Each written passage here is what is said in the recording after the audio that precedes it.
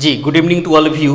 आप सभी का स्वागत है आपके अपने चैनल मैथ्स लाइव 2.0 में, जहां पर प्रत्येक दिन ऑब्जेक्टिव क्वेश्चन मैथ का ट्रिकली आपके सामने यहाँ उड़ाया जाता है और सिखाया जाता है। आप प्रत्येक दिन जुड़ते हैं और देखते हैं कि कैसे आप एक झटके में हर क्वेश्चन को एक झटके में उड़ा देते हैं। और आज भी कुछ ऐसा ही सेशन होने वाला है और आपने थंबनेल देख लिया होगा कि कैसे आप बैट लेकर बाउंड्री पार करने वाले हैं आज भी। ठीक है, तो फटाफट आप जुड़ जाइए, जहां तक आपकी पहुंच है इस सेशन को शेयर कर दें और चैनल पर पहली बार अगर हैं तो इसको सब्सक्राइब कर दें। सब्सक्राइब इसलिए किया जाता है ताकि जब भी यहां से कोई सेशन हो तो इसका नोटिफिकेशन आपको सबसे पहले मिल जाए, इसलिए सब्सक्राइब करके रखना बहुत जरूरी हो जाता है। तो आज देखिए कैसे हम उड़ाते हैं। सबसे पहले आप देखेंगे आज कि आज कंसेप्ट देखेंगे सर्किल का। आपने थंबनेल देख लिया होगा कि आज का चैप्टर जो है वो सर्किल का है, यानी वृत्त का। जो आप वृत्त आप सीखते हैं और देखे होंगे नीचे क्लास में कभी ना कभी, उसी वृत्त की बात हो रही है। जी बिल्कुल, आप देखेंगे इस वृत्त की बात हो रही है। जो ये वृत्त आप देखे हैं इसी वृत्त की बात हो रही है। इस वृत्त का आपने देख रहा होगा कि ये गोलाकार जो होता है फिगर, ये वृत्त होता है। ठीक है, अब देखो अगर इसमें तो वैसे तो डिफिनेशन पूछता नहीं, लेकिन फिर भी देख लो कि किसी केंद्र से समान दूरी पर, है ना, समान दूरी पर अनेकों बने हुए बिंदु की संग्रह जो है वो क्या कहलाता है, उसका वृत्त कहलाता है। मतलब एक बिंदु ले लीजिए और इसी बिंदु से समान दूरी पर, समान दूरी मतलब यहाँ से आप इधर कहीं भी खींचिएगा तो समान दूरी होगा। और समान दूरी होगा, यहाँ छोटे छोटे बिंदु है, छोटा छोटा क्या है, अनगिनत बिंदु है। इन तमाम अनेक प्रकार के बिंदुओं से मिलकर जो बनता है वही उसका वृत्त कहलाता है। ठीक है, तो आप समझ गए होंगे। तो देखिए ये वृत्त का केंद्र होता है जिसको हम O कह देते हैं, और ये वृत्त की त्रिज्या होती है। क्या होती है? त्रिज्या होती है। या ऐसे समझे कि एक छोर से, देख समझिएगा बात, किसी वृत्त के एक छोर से दूसरे छोर तक केंद्र से होकर गुजरे तो वो लाइन उसका क्या कहलाता है? व्यास कहलाता है। एक छोर से दूसरे छोर तक केंद्र से होकर जाए तो उसका क्या कहलाता है? व्यास कहलाता है। ठीक है, तो यहां से लेकर यहां तक इसका क्या कहलाएगा? व्यास कहलाएगा। इसका क्या नाम हो गया? व्यास हो गया। अब देखिए केंद्र से आधी दूरी, केंद्र से आधी दूरी इधर या इधर त्रिज्या कहलाता है। क्या कहलाता है? त्रिज्या कहलाता है, जिसको R से डिनोट करेंगे। ठीक है, यहां से लेकर यहां तक। ठीक है, बस छोटी छोटी बातें हैं जिसको कंसेप्ट है, सीख लीजिए। कंसेप्ट के बाद क्वेश्चन देखिए कैसे आप एक झटके में उड़ाते हैं, है ना। बस सीखते चलिए और देखते चलिए, है ना। बहुत अच्छे तरीके से सीखिएगा क्योंकि ये बहुत ही महत्वपूर्ण चैप्टर है जहां से क्वेश्चन बहुत बार बार पूछता है। ठीक है, तो आप देखते चलिए और सीखते चलिए। छोटी छोटी बातें हैं। ठीक है, ये व्यास और त्रिज्या समझ गए। एक और फिगर बनाते हैं, बस सीखते चलिए और देखते चलिए। ये एक वृत्त है। इस वृत्त की देखो, ये अगर केंद्र से होकर जा रही है तो ये व्यास कहलाएगा। हालांकि इसको जीवा भी कह सकते हैं। क्या कह सकते हैं? जीवा ये भी है। कहीं खींचिए, आप केंद्र से होकर गुजरे, चाहे केंद्र से बाहर, ऊपर, नीचे, कहीं ऐसे एक छोर से दूसरे छोर तक जा रही है तो इसका क्या कहलाएगा? जीवा कहलाएगा। हालांकि इस व्यास को भी आप जीवा कह सकते हैं। कभी कभी सवाल में पूछता है कि एक वृत्त की सबसे बड़ी जीवा क्या होती है, तो सबसे बड़ी जीवा क्या होगी? उसकी व्यास कहलाएगी। व्यास ही उसके जीवा होती है। लेकिन जीवा को आप व्यास नहीं कह सकते। व्यास उसको कहेंगे जब एक छोर से दूसरे छोर तक केंद्र से होकर गुजरे, तब उस वृत्त का वो व्यास कहलाएगा। ठीक है, नहीं तो अगर केंद्र से होकर नहीं गुजर रही है, इधर उधर ऐसे जैसे ये गया है, इसको हम जीवा कहेंगे। क्या कहेंगे? जीवा। अब देखिए समझिएगा बात। अब एक बात बताइए, एक और कंसेप्ट सीखिए, सीखते चलिए। अब कहता है सवाल में कि वृत्त के किसी एक बिंदु से कितनी स्पर्श रेखाएं खींची जा सकती हैं? तो एक वृत्त के किसी एक बिंदु से, एक बिंदु यहाँ, इसका स्पर्श रेखा ये कहलाएगा। क्या कहलाएगा? स्पर्श रेखा कहलाएगा। याद रखिएगा, ये स्पर्श रेखा कहलाएगा। जो बिंदु मिली है ना, इसको स्पर्श बिंदु कहेंगे। क्या कहेंगे? स्पर्श बिंदु कहेंगे। बस सीखते चलिए आराम से और देखते चलिए, एक झटके में उड़ाइएगा। आपका माइंड चाहे आप बहुत निम्न चलता हो चाहे उच्च चलता हो, मतलब आपका बहुत तेज चलता हो या धीमी चलता हो, उससे कोई फर्क नहीं पड़ता। आराम से सीखिए, कोई दिक्कत आपको होने वाली नहीं है। आप बिल्कुल हर क्वेश्चन को उड़ाएंगे। आप बस जुड़े रहिए। यकीन मानिए, आप अगर शुरू से अंत तक इस चैनल से जुड़े रहे तो आप बिल्कुल, आप किसी को मैं 40 नंबर, 50 नंबर, 60 नंबर तो लाने नहीं दूंगा। आपको पता है ना, 80 से ऊपर बात होती है। इस चैनल को देखने का मतलब है कि 80 से ऊपर कम से कम बस एक झटके में आप उड़ाएंगे। देखिए अभी तो शुरू हुई है, बस देखते चलिए आपके एग्जाम के पहले तक मैं कैसे आपको बना देता हूं एक बेहतर मैथमेटिशियन। आप एक झटके में हर क्वेश्चन को उड़ाएंगे, बस सीखते चलिए। यकीन मानिए आप इस चैनल पर सब्जेक्टिव भी होगा, इस चैनल पर सब्जेक्टिव भी आप सीखेंगे। ऑब्जेक्टिव पहले हर चैप्टर को कंप्लीट कर लेने दीजिए। अब जब हर चैप्टर कंप्लीट हो जाएगा उसके बाद देखिए केवल सब्जेक्टिव आप उड़ाते हैं और फिर से ऑब्जेक्टिव आ जाएगा, ऐसे अल्टरनेट देकर बस सीखते चलिए और उड़ाते चलिए। कॉन्सेप्ट देखिए, ये देखिए ये इसका स्पर्श बिंदु कहलाएगा, ये इसका स्पर्श रेखा। कभी कभी सवाल में कहता है कि वृत्त में यहाँ कह दे कि वृत्त पर कितनी स्पर्श रेखाएं खींची जा सकती है, तब कहेगा अनंत। क्या कहिएगा? अनंत कहिएगा। अगर एक कह दे कि किसी वृत्त पर कितनी स्पर्श रेखाएं खींची जा सकती है तो अनंत। क्यों अनंत? क्योंकि देखिए अनंत बिंदु से मिलकर ये बना होता है। देखिए ना यहाँ पर अनंत बिंदु से मिलकर बना होता है, इसलिए अनंत स्पर्श रेखाएं। अगर कह दे केवल एक बिंदु पर तो एक स्पर्श रेखाएं, और केवल कह दे वृत्त पर कितनी स्पर्श रेखाएं तो कहिएगा अनंत। कितना कहिएगा? अनंत। ये आपको होता है। अब देखिए समझते चलिए, ये जो होती है वृत्त इसको कहते हैं प्रतिच्छेदी रेखा। क्या कहते हैं? प्रतिच्छेदी रेखा कहते हैं। प्रतिच्छेदी रेखा इसका नाम होता है। क्यों? क्योंकि इसको जो है प्रतिच्छेद करते हुए जा रही है। किसको? वृत्त को क्या करते हुए? प्रतिच्छेद करते हुए जा रहा है, इसलिए इसको कहेंगे प्रतिच्छेदी रेखा। समझते चलिएगा आराम से, मतलब थोड़ा सा भी आपको समस्या नहीं होगी। आगे देखिए, बस दिखते चलिए। यहाँ एक वृत्त मैं बना देता हूँ, ठीक है। कह दे कि वृत्त के व्यास के दोनों छोरों पर, वृत्त के व्यास के दोनों छोर का मतलब एक छोर यहाँ एक छोर यहाँ, कितनी समानांतर रेखाएं खींची जा सकती है तो कहेगा 2। देखिए ये ऐसे एक ये इसके समानांतर हुआ, कितनी समानांतर रेखाएं हुई? 2 समानांतर। वैसे भी समानांतर रेखाएं खींचने के लिए 2 लाइन की जरूरत होती है। कितनी? 2। तो यहाँ भी समानांतर खींचने के लिए कितनी लाइन हुई? 2 हुई। तो देखिए यहाँ भी समानांतर रेखाएं खींचने के लिए कितनी हुई? 2 आपकी रेखाएं हुई, ठीक है। तो आप कैसे उड़ा रहे हैं आप देखते चलिए और सीखते चलिए कैसे आप समझ रहे हैं, है ना। हर कंसेप्ट को सीखिएगा, अच्छे तरीके से सीखिएगा। मैं हर कंसेप्ट को आपको बेहतर तरीके से सिखाऊंगा। जो भी जिस लेवल के आपके पेपर में क्वेश्चन पूछता है वो हर लेवल मैं बताऊंगा, ना ऊपर ना नीचे, बिल्कुल वही लेवल जैसे आता है बस उड़ा दीजिएगा आप। देखते चलिए और सीखते चलिए। अगला कंसेप्ट सीखिए, बस सीखते चलिए। आपको थोड़ा सा भी असुविधा नहीं होगा और ना ही आपको टेंशन लेने की ज़रूरत है। बिल्कुल मत घबराइएगा, पैनिक मत होइएगा। मैं सब कुछ सिखा दूंगा आपको अच्छे तरीके से। मतलब मैं तो आपके लिए मैं हलवा बना दूंगा, जैसे हलवा बनता है ना वैसे मैं बना दूंगा। बस सीखते चलिए इस चैनल पर, आपको थोड़ा सा भी दिक्कत नहीं होगा। वैसे आप अगर पहले से मुझे जानते होंगे, देखे होंगे, तो आपने मेरा पहला का इसमें का पहला वीडियो आप देखिएगा, दूसरा तीसरा ऐसे वीडियो करके देखिएगा। देखिए कैसे हम ट्रिकली सिखाएं एक झटके में, है ना। जो क्वेश्चन आपको एक बोर्ड लगेगा उसको मैं एक झटके में सिखाया हूं, जाकर देख लीजिएगा। नहीं तो इस वीडियो के डिस्क्रिप्शन में उन सभी वीडियो का लिंक लगा है, यहां से मिल जाएगा। और नहीं तो बाकी अगर आपको वहां से नहीं देखना है तो आप इस वीडियो के जाइएगा, चैनल का जो नाम है उस पर क्लिक करिएगा तो आपको प्लेलिस्ट में दिखेगा। प्लेलिस्ट पर क्लिक करिएगा तो बिहार बोर्ड मैथ्स 2023 के नाम से बना है, वहां से भी मिल जाएगा, ठीक है। बस देखते चलिए और सीखते चलिए, समझिएगा। एक और कॉन्सेप्ट समझिए, जैसे देखिए यहाँ पर ये है, ठीक है। 2 प्रतिच्छेदी रेखाएं ऐसे खींचते हैं। जैसे मान लीजिए कि ये एक प्रतिच्छेदी रेखा है, ठीक है, और ये एक प्रतिच्छेदी रेखा है। ये दोनों असमानांतर है, समानांतर नहीं है, असमानांतर। क्यों असमानांतर है? क्योंकि ये कभी ना कभी जाकर ना कहीं कट करेगी। मतलब ये आगे बढ़ाइएगा और इसको भी आगे बढ़ाइएगा तो कहीं ना कहीं कट कर दिया। क्या कर दिया? कट कर दिया ना। तो ये असमानांतर रेखाएं होती है। आगे देखिए अगला, ये आपका वृत्त है, ठीक है, वृत्त है। कहता है कभी कभी सवाल में कि किसी वृत्त के बाहरी बिंदु से कितनी स्पर्श रेखाएं खींची जा सकती है तो कहिएगा 2। किसी वृत्त के बाहरी बिंदु से ये पहला स्पर्श रेखा और ये दूसरा स्पर्श रेखा। याद रखिएगा, किसी बाहरी बिंदु से वृत्त पर कितनी स्पर्श रेखाएं खींची जा सकती है तो कहिएगा 2 स्पर्श रेखाएं खींची जा सकती है। अब सुनिए, बाहरी बिंदु से जो स्पर्श रेखाएं खींची जाती है ना, ये दोनों आपस में बराबर होती है। मतलब ये इसके बराबर, अगर यहाँ P कह दे और ये इसकी त्रिज्या होती है, ये इसकी त्रिज्या होती है। क्या होती है? त्रिज्या होती है। इसको A कह दे, इसको B कह दे और इसको O कह दे, तो जो यहाँ PA और PB आपस में बराबर है। आपस में क्या है?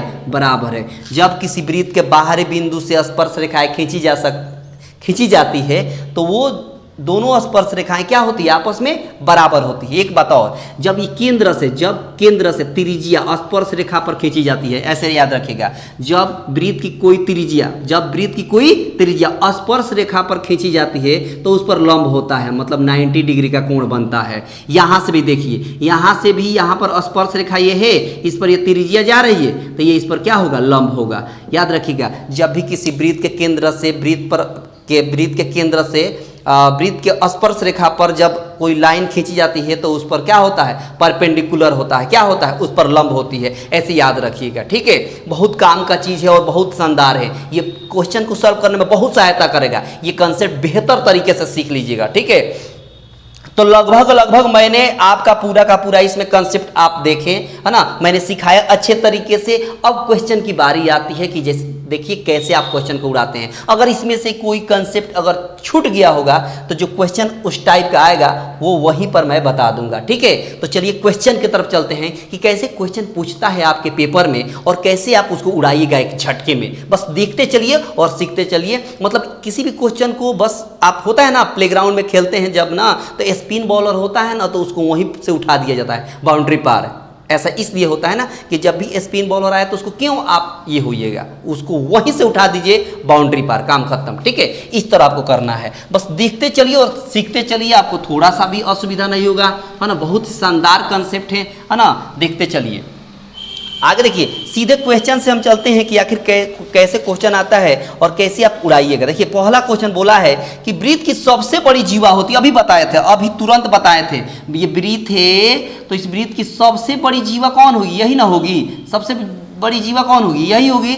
तो ये सबसे बड़ी जीवा जो होगी उसका व्यास ही कहलाएगा। क्या कहलाएगा, उसका व्यास ही कहलाएगा सबसे बड़ी जीवा। तो आंसर क्या हो जाएगा, व्यास। ऑप्शन कौन सा हो जाएगा, देख लीजिए ऑप्शन कौन सा है, तो कहेगा ऑप्शन सी है, जो एक झटके में आपने उड़ा दिया। बहुत ही शानदार कंसेप्ट था और बहुत ही प्यारा क्वेश्चन था जो शुरू में ही मैंने बता दिया था, ठीक है। तो ये आंसर कौन हो गया, सी हो गया। अगला क्वेश्चन देखिए, बस देखते चलिए और उड़ाते चलिए, आपको थोड़ा सा भी असुविधा नहीं होगा। हर क्वेश्चन को उड़ाना है, हर क्वेश्चन को अच्छे से खेलना है, ठीक है। बस देखते चलिए। बस आपसे नम्र निवेदन यही है कि आप थोड़ा सा मेहनत करिए। ऐसे नहीं कि केवल मैं ही थोड़ा आपके लिए मेहनत करूं और आप आराम से बैठे रहें, नहीं। जब भी आप वीडियो देखिए तब पेन और पेपर लेकर बैठिए, क्योंकि जहां कुछ आपके लिए नया आ जाए, नया कंसेप्ट या नया ट्रिक आ जाए, उसको तुरंत नोट डाउन कर लें, ऐसे, है ना। वो रहेगा तो उससे फ़ायदा क्या है कि जब भी उस तरह का क्वेश्चन फिर दोबारा आएगा तो तुरंत आप उसको भी एक झटके में उड़ा दीजिएगा, इसलिए, ठीक है ना। बस सीखते चलिए और थोड़ा सा भी आप मतलब इधर उधर अभी ध्यान मत दीजिए। 5-6 में आपका पेपर है, ठीक है। उसको फोकस करें अपने टारगेट पर और उस चीज़ को अचीव करें अच्छे तरीके से, ठीक है। बस देखते चलिए और उड़ाते चलिए। किसी वृत्त की स्पर्श रेखा उसे कितने बिंदु पर स्पर्श करती है, ठीक है। अभी बताए थे किसी वृत्त की स्पर्श रेखा उसे कितने बिंदु पर स्पर्श करती है, तो इस पर कितने बिंदु है, बहुत सारे बिंदु मिलकर ना बना है, तो बहुत सारे स्पर्श रेखाएं हो जाएगा। इस बिंदु में यहाँ होगा, इस बिंदु पर यहाँ होगा, इस बिंदु पर यहाँ होगा, अनेक खींचिएगा तो कितना हो जाएगा, अनंत। क्या हो जाएगा, अनंत। यानी ऑप्शन आपका हो जाएगा ए। ऑप्शन क्या हो जाएगा, ए हो जाएगा, ये अनंत, ठीक है। इस तरह आप बस देखते चलिए और उड़ाते चलिए। बहुत ही स्पिन बॉलर है, बहुत ही, ये सब क्वेश्चन जो आता है ना, स्पिन इसको बोला जाता है। तो उठाइए, मतलब गिरा जमीन पर और वहीं से उठा दीजिए, काम खत्म, ठीक है ना। तो मतलब थोड़ा सा आप पढ़ाई करिए बेहतर तरीके से। ऐसे नहीं कि बस ना, कुछ ऐसा कुछ नहीं होता है। बस परीक्षा में जाते हैं और बगल वाला तो दिखा ही देगा, हम लिख लेंगे, हो जाएगा। वैसा कुछ बहुत रॉकेट साइंस नहीं है, लेकिन क्या करिएगा, देखो ऐसा कुछ नहीं है। आप समझिए बात, उसको सीरियसली समझिए और समझिए कि हाँ, हम मेरा पेपर है बोर्ड का, तो उसको कैसे उस पेपर में क्वेश्चन को हैंडल करना है, कैसे सोचना है, कैसे हर क्वेश्चन को उड़ाना है, ये आपको माइंड सेट होना चाहिए, ठीक है। नहीं तो ऐसे सोचिएगा ना कि नहीं, बहुत कुछ नहीं होता है। अपने दोस्तों को भी बात कहेगा, क्या पढ़ता है, क्या पढ़ेगा, वहाँ तो मिल ही जाएगा लिखने के लिए इधर उधर, बस हो गया। इससे ना क्या होता है कि पढ़ाई से रिश्ता टूट जाता है। क्या होता है, पढ़ाई से रिश्ता क्या होता है, उसे टूट जाता है और बहुत दूर चला जाता है। और जब वो एकाएक पेपर आता है और जब पढ़ने बैठता है तो उसका दिमाग खराब हो जाता है। जब क्वेश्चन बनेगा ही नहीं, दिमाग खराब होगा। पहले से मेहनत करना तो आप सीखिएगा नहीं, जो पहले से सिखाया जाता है। मतलब यूँ समझ के अगर आप तैयारी करें कि कल ही मेरा पेपर है, कल ही अपने माइंड सेटअप कर लें कि मेरा पेपर कल है, तो कल पेपर है तो कैसे अनाधुन पढ़ाई पर भिड़ जाता है सब, वही होना चाहिए। हर रोज़ समझिए कि मेरा पेपर है, हर रोज़ समझिए मेरा कल पेपर है। आज सोचना है कि कल पेपर है, फिर कल आएगा तो ये सोचना है कि कल मेरा पेपर है, इस तरह। उसके बाद देखिए कैसे आप सीरियस बन जाते हैं, ठीक है ना। आगे देखो, अगला क्वेश्चन बोला है कि यदि 3 सेंटीमीटर त्रिज्या वाले एक वृत्त पर खींची गई स्पर्श रेखा परस्पर 60 डिग्री के कोण पर झुकी है तो स्पर्श रेखा की लंबाई, परसेंटेज हो गया, देख लीजिएगा, पर वहां पर डिग्री बना लीजिएगा, ठीक है। देखो एक वृत्त है, कहा है कि वृत्त है, ठीक है। इस वृत्त पर 3 सेंटीमीटर त्रिज्या वाले, त्रिज्या हम खींच देते हैं, मान लो कि यहाँ से वृत्त के केंद्र से त्रिज्या खींच देते हैं, 3 सेंटीमीटर हो गया, ठीक है, 3 सेंटीमीटर हो गया। और ये स्पर्श रेखा पर परस्पर 60 डिग्री के कोण पर झुकी है, 60 डिग्री के कोण पर स्पर्श रेखा हम यहाँ खींच देते हैं, क्या खींच देते हैं, स्पर्श रेखा खींच देते हैं। देखो ये स्पर्श रेखा हो गया, ठीक है, स्पर्श रेखा हो गया। एक इधर भी खींच देते हैं, ठीक है, इस तरह, ठीक है, ये इस तरह। ये इसके त्रिज्या हो गई, ये भी 3 सेंटीमीटर हो गया, ठीक है। और ये 60 डिग्री के कोण पर झुका हुआ है, ठीक ना। तो कह दिया है कि बताइए कि इसमें कह दिया है कि प्रत्येक स्पर्श रेखा की लंबाई, मतलब कोई भी, ये या ये, तो मान लीजिए यहाँ से एक लंब डाल देते हैं, क्या डाल देते हैं, लंब डाल देते हैं। तो ये 60 है, तो ये कितना हो जाएगा, ये 30 हो जाएगा। आधा, ये पूरा 60 है, पूरा 60 है, तो आधा कितना होगा, 30 होगा।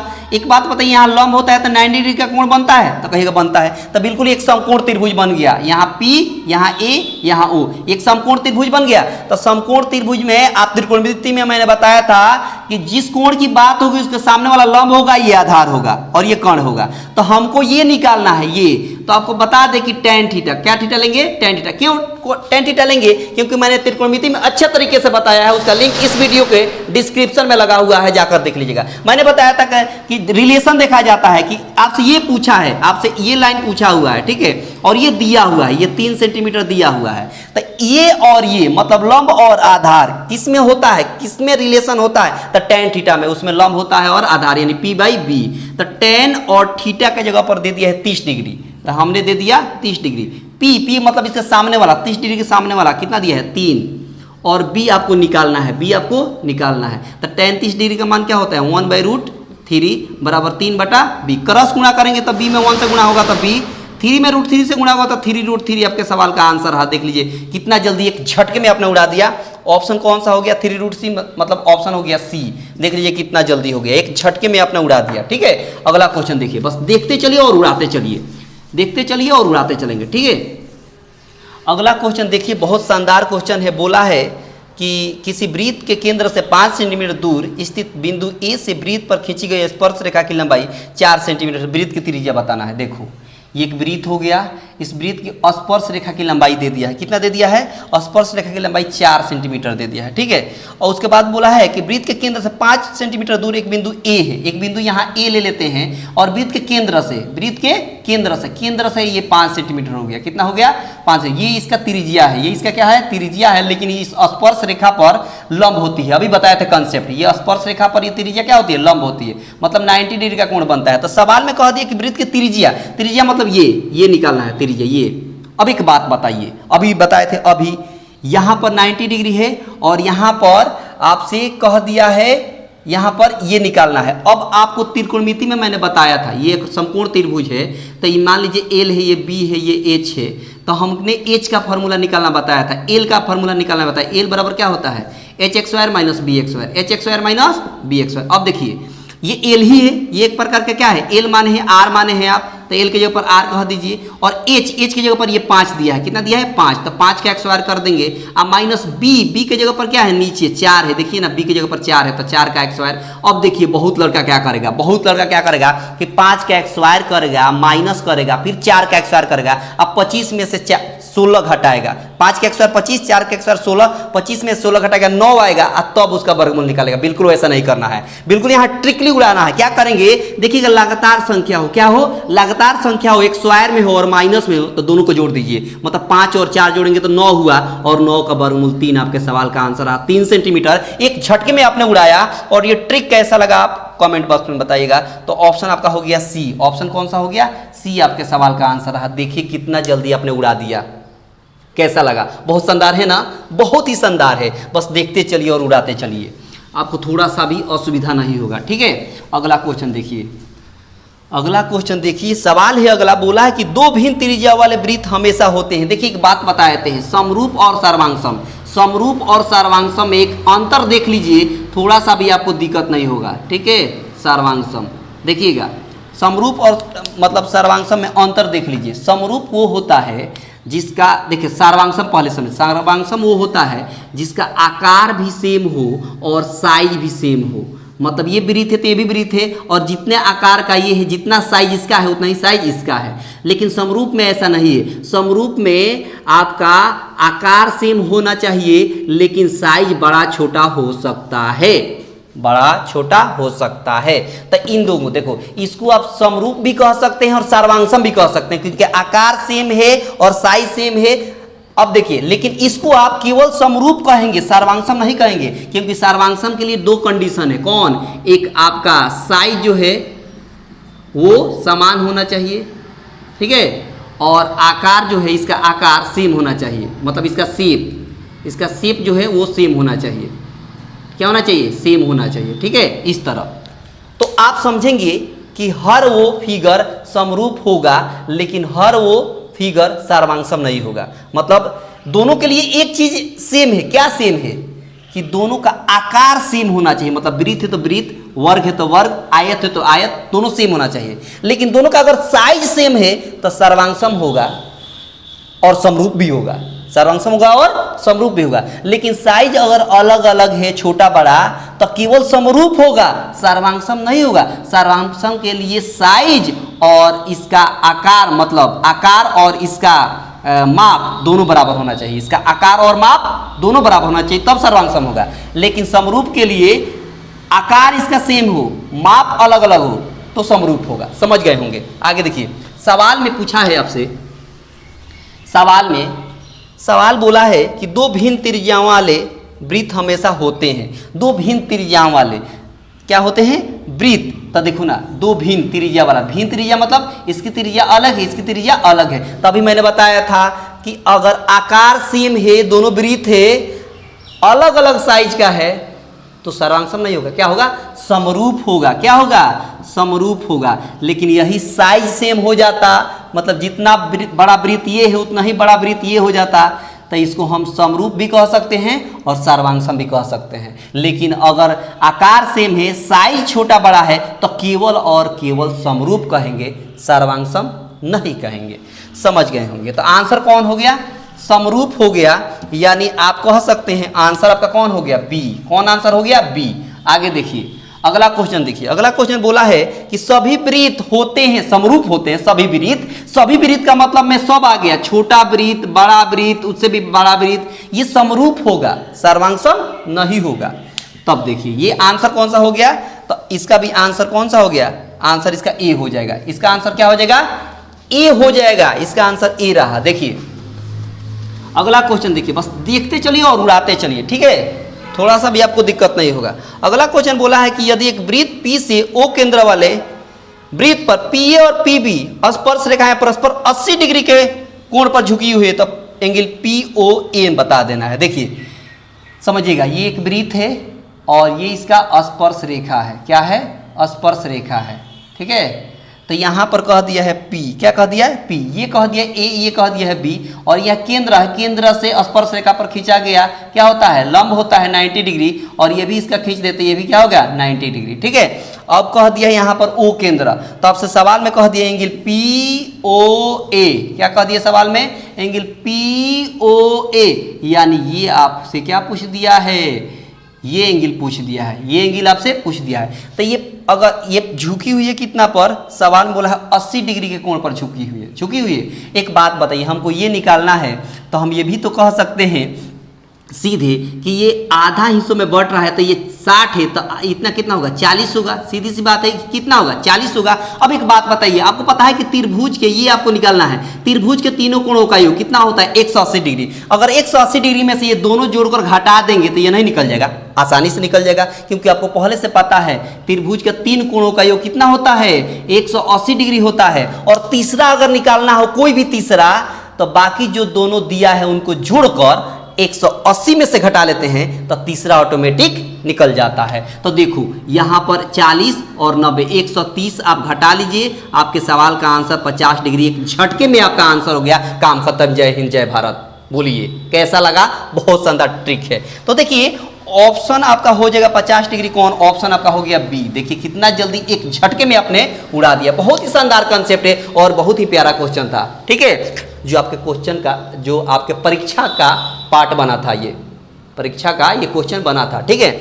आगे देखिए अगला क्वेश्चन देखिए, बस उड़ाते चलिए, बहुत ही शानदार क्वेश्चन है, ठीक है। देखिए आगे बोला है कि किसी वृत्त के बाह्य बिंदु से P से दो स्पर्श रेखाएं PA और PB खींची गई है, तो PA तथा PB खींची गई, तब PA 4 सेंटीमीटर, PB बताने हैं। देखिए बहुत आसान है, बहुत आसान है। ये बाहरी बिंदु है जो स्पर्श रेखाएं खींच रहे हैं, तो एक दे दिया है 4, एक दे दिया है 4 और दूसरा पूछ दिया है, यहाँ P दे दे, यहाँ A दे दे, यहाँ B दे दे। अब एक बात बताइए ना, जब ये 4 है तो ये पूछ दिया है तो ये भी तो 4 होगा। अभी शुरू में ही कंसेप्ट मैंने बताया था कि वृत्त के बाहरी बिंदु से वृत्त पर खींची गई स्पर्श रेखा आपस में बराबर होती है। तो ये अगर 4 है तो ये भी कितना होगा? 4 ही होगा बाबू। कैसा लगा बताइएगा? बहुत शानदार क्वेश्चन है, बस देखते चलिए। अब देखिए अगला, आगे इसका ऑप्शन कौन सा हो जाएगा? ऑप्शन उतना ही हो जाएगा 4 का मतलब ऑप्शन आपका हो गया डी। ऑप्शन कौन सा हो गया इस सवाल का? आंसर डी रहा, ठीक है। अब देखिए सवाल अगला पूछा है, दो समानांतर रेखाओं के बीच की दूरी 14 सेंटीमीटर है। एक वृत्त दोनों रेखाओं को स्पर्श करती है, तो वृत्त की त्रिज्या निम्न में से कौन सी है? देखो दो समानांतर रेखाओं के बीच की दूरी 14 सेंटीमीटर है। दो समानांतर रेखा है, एक वृत्त दोनों रेखाओं को स्पर्श करती है। देखो ये वृत्त है और समानांतर रेखा है, ये भी ये समानांतर हो गया, आपस में क्या हो गया? समानांतर हो गया।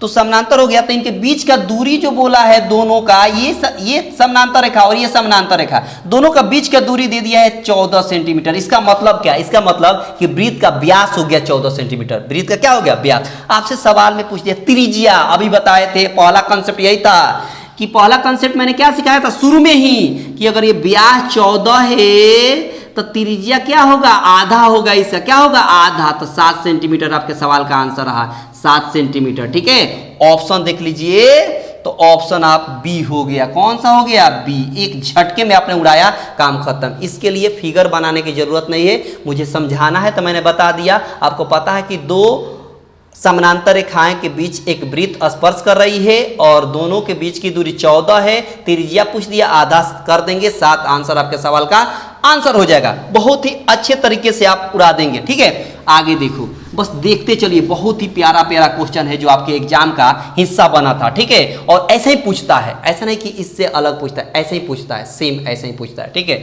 आपको भले ही डिजिट इधर उधर दे दे अंक, लेकिन लेवल आपका यही रहेगा, तरीका पूछने का यही रहेगा, ठीक है। बस देखते चलिए। आगे कहा है यहाँ पर कि टीपी तथा टी क्यू किसी वृत्त बिंदु टी से एक वृत्त केंद्र ओ केंद्र है, ठीक है। देखो एक वृत्त है, ये ओ केंद्र है, ठीक है, और स्पर्श रेखा कुछ इस तरह का खींचा हुआ है, ठीक है। देखते चलिएगा, समझते चलिएगा, ठीक है। टी बिंदु, बाह्य बिंदु एक टी है, बाह्य बिंदु कौन हो गया? टी हो गया, ठीक है। और पी और क्यू, यहाँ पी दे देते हैं, यहाँ क्यू, तो टीपी और टी क्यू दो स्पर्श रेखा है, यहाँ ओ बिंदु है। अब यहाँ से ये त्रिज्या क्या होगा? इस पर लंब होगा, 90 डिग्री का कोण बनेगा। ये भी त्रिज्या होगी तो इस पर क्या होगा? 90 डिग्री का कोण बनेगा, बिल्कुल बनेगा। तो बता देना है, आपको दे दिया है एंगल पी ओ क्यू का मान दे दिया है 120 डिग्री दे दिया है। तो कह दिया है ओ टी पी, मतलब यहाँ से हम मिला देते हैं इसको, तो इस कोण को पूछ दिया है, ठीक है। अब पी ओ क्यू मतलब ये दे दिया है 120, कितना दे दिया है? 120 दे दिया है। अब अपनी दिमाग का प्रयोग करिएगा। अभी क्वेश्चन मैंने बताया था, जब ये दो हिस्सों में यहाँ से बांट रही है, ये पूरा 120 है, तो आधा कितना हो जाएगा? 60 हो जाएगा।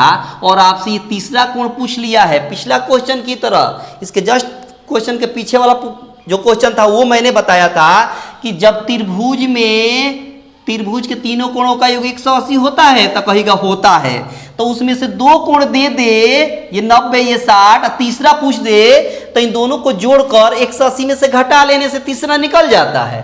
तो 90 और 60 जोड़ेंगे तो 150 इस 180 में से घटा लेंगे तो 30 डिग्री आपके सवाल का आंसर रहा। कैसा लगा बोलिए? शानदार है, बहुत शानदार है। बहुत सारे विद्यार्थी क्या करेंगे? ये पूरा निकालेंगे, चतुर्भुज के चारों कोणों का योग लिखेंगे तब पूरा निकाल कर उसका आधा करेंगे तो काफ़ी ज़्यादा टाइम कंज्यूम होगा। आपने एक झटके में उड़ा दिया। ऑप्शन आप देख लीजिए 30 डिग्री कहाँ है, तो कहेंगे ऑप्शन आपका बी रहा। देखिए कितना जल्दी एक झटके में आपने उड़ा दिया। बहुत शानदार कंसेप्ट था आज का और बहुत ही प्यारा प्यारा क्वेश्चन था जिसको आपने बहुत ही खूबसूरती से हर क्वेश्चन को बाउंड्री का पार किया ना। तो कमेंट बॉक्स में बताइए अगर सबने मिलकर हर क्वेश्चन को बाउंड्री को पार किया है और अच्छा से इस प्लेग्राउंड में बैटिंग किया है तो कमेंट बॉक्स में बताइए कि सही में सर मैंने आज बहुत ही शानदार बैटिंग किया है। तो कैसा लगा कंसेप्ट और ट्रिक और क्वेश्चन? अगर रियली में आपको दिल को छू गया होगा तो आपसे नम्र निवेदन यही रहती है कि इसको शेयर कर दीजिएगा, लाइक कर दीजिएगा और चैनल पर पहली बार होंगे तो सब्सक्राइब कर दीजिएगा। तो मिलते हैं इसके सेकेंड पार्ट में, तब तक के लिए धन्यवाद।